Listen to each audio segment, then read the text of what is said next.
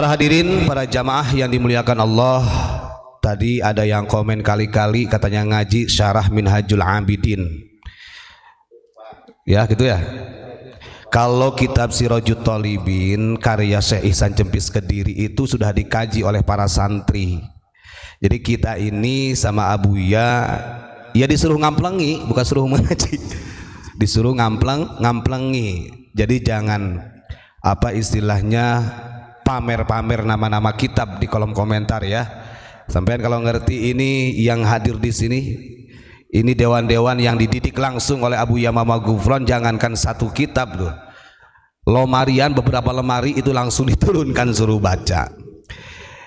Jadi yang terpenting begini, ketika Anda mengatakan Minhajul Abidin syarahnya itu adalah Sirajut Thalibin yang ditulis, yang dikarya, yang disarahi oleh Syekh Ihsan Jempis Kediri, saya tanya, kenapa sampai dini hari Anda saja masih lebih bangga dengan kitab Manhajus Sawi karyanya Ba'alawi, yang katanya kitab Manhajus Sawi karya Ba'alawi ini adalah mukhtasar daripada Ihya, yang mana Imam Ghazali menjelaskan tentang tasawuf berjilid-jilid, cukup dengan Ba'alawi satu jilid saja, namanya kitab Manhajus Sawi, katanya begitu. Perut itu jadinya pembodohan. Yang namanya orang itu bahrul ilmi wa bahrul fahama harusnya mencontoh Syekh Ihsan Jempis. Syekh Ihsan Jempis Kediri ini Minhajul Abidin itu tipis, disyarahi oleh Syekh Ihsan Jempis jadi dua, yang namanya syarah. Artinya pemahaman lautan ilmunya ini sangat luar biasa. Itu bukti daripada ulama Nusantara. Kalau ikhtisar ya bisa jadi nukil mankul begitu. Gitu ya. Jadi jangan menganggap bahwa di Pondok Unik ini tidak pernah diajarkan kitab. Karena problem pada saat ini yang urgen itu bukan daripada pendidikan diniyah, tapi adalah polemik yang langsung bersentuhan dengan masyarakat. Doktrin rasis, kemudian dawir, terus kemudian ada yang mengatakan makomnya terbelah, keluar turun lagi, dan begitu. Itu yang harus kita pahami. Kalau mengkaji daripada karya-karya ulama salafus soleh, karya ulama Nusantara, jangan diragukan. Di sini di Pondok Unik ini diajarkan sampai manhajnya Asy-Syafi'iyah itu ada sanadnya. Kalau di sini itu perlu dipahami. Baik, pada malam hari ini di media itu lagi rame banget yang beriktimad. Nah itu Abuya. Di media itu banyak orang-orang dari muhibbin yang ingin menggagalkan perjuangan ulama-ulama Nusantara dengan menukil daripada fatwanya Kiai Haji Maimun Zubair Al-Maghfurlah. Dan di media itu bahkan sampai disampaikan oleh Gus Yusron yang seakan-akan ada amanah yang urgen untuk bangsa, untuk warga masyarakat Nusantara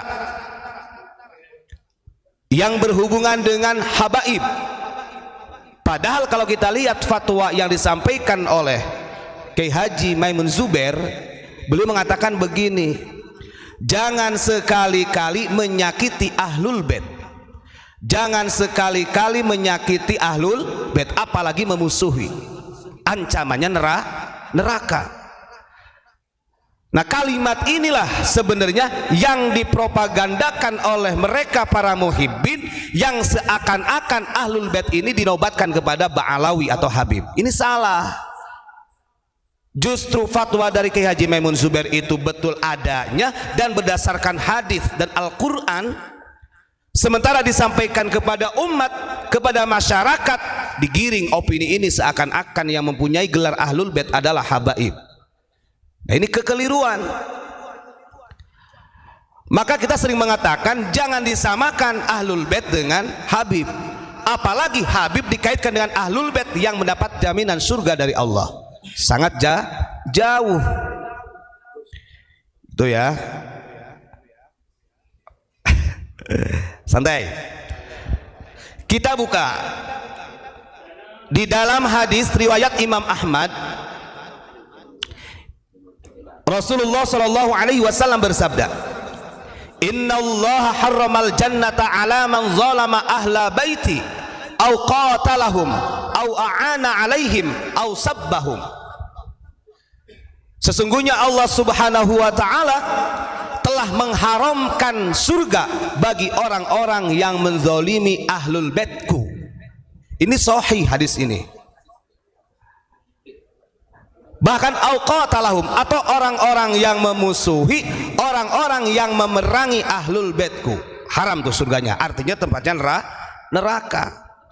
Tapi hadis Nabi ini jangan digiring seolah-olah ahlul bait ini adalah gelarnya habaib. Itu yang keliru.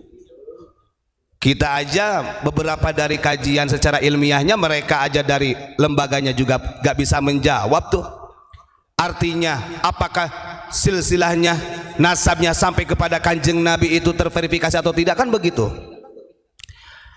Bahkan di dalam hadis yang diriwayatkan oleh Sa'id Al-Khudri, bahwa beliau mengatakan ayat yang difirmankan oleh Allah, innama yuridullahu liyudhiba ankum rijsa ahlal baiti, itu dijelaskan bahwa ayat tersebut ahlul bait yang mendapat jaminan surga itu hanya kanjeng Nabi, Sayyidina Ali, Fatimah, Hasan dan Husain. Maka ketika ada Gus Yusron mengatakan hati-hati, seolah-olah amanah ini sangat urgen dari Haji Maimun Zubair, hati-hati kita ini sekarang zamannya zaman fitnah katanya, kita disuruh memusuhi ahlul bait, itu aja udah keliru. Justru ketika ada orang yang mengaku zuriyah Rasul dan tidak terverifikasi sebagai nasab Rasulullah, itu adalah fitnah sarra, fitnah akhir zaman, kan begitu. Jadi janganlah menggiring kemudian yang seolah-olah ini adalah hadis nas untuk mereka dari klan Ba'alawi. Bahkan kanjeng Nabi juga di dalam hadis yang lain mengatakan begini, Innan Nabiyya sallallahu alaihi wasallam qala lau anna rajulan sofana baina rukni wal maqami wa shalla wa shama thumma mata wa huwa mubghidun li ahli baiti Muhammad sallallahu alaihi wasallam dakhalan nar. Kata Nabi, jikalau ada seorang laki-laki, ini pentingnya kita mencintai ahlul bait. Kita sudah berulang-ulang mengatakan mencintai ahlul bait itu wajib, apalagi kita yang bermadhab Syafi'i. Itu sudah dinukil di dalam kitab I'anatul Talibin. Kata kanjeng Nabi, andai kata ada seorang laki-laki, dia berdiri di antara Hajar Aswad dan Maqam Ibrahim dalam keadaan puasa, melakukan sholat sunat di situ sampai mati di situ. Wa huwa mubghidun. Tapi laki-laki tersebut itu adalah benci kepada ahlul bait atau memusuhi kepada ahlul bait, dakhalan nar. Maka dia masuk neraka. Pahami, di sini adalah ahlul bait dan duriyah-duriyahnya yang asli. Lah iya, makanya nah. Dan kita kembali lagi, ingat bahwa seperti yang diajarkan oleh Abu Yamamah Gufron, dulu Pondok Unik namanya kan Tombo Ati. Kembali lagi, kalau dengan nama Tombo Ati, kita ini selalu berhati-hati. Tidak ada kebencian kepada siapapun. Dan kita sering sampaikan, kalau memang Pondok Uni benci kepada mereka, atau ajaran daripada Abu Yamamah Gufron ini adalah membenci kepada mereka, saya kira pondok ini gak akan bertahan lama. Walaupun dengan sedemikian rupanya ada orang yang memang sengaja ingin merobohkan pesantren, kan begitu. Artinya kebenaran ini akan tetap dijaga oleh Allah, kan begitu.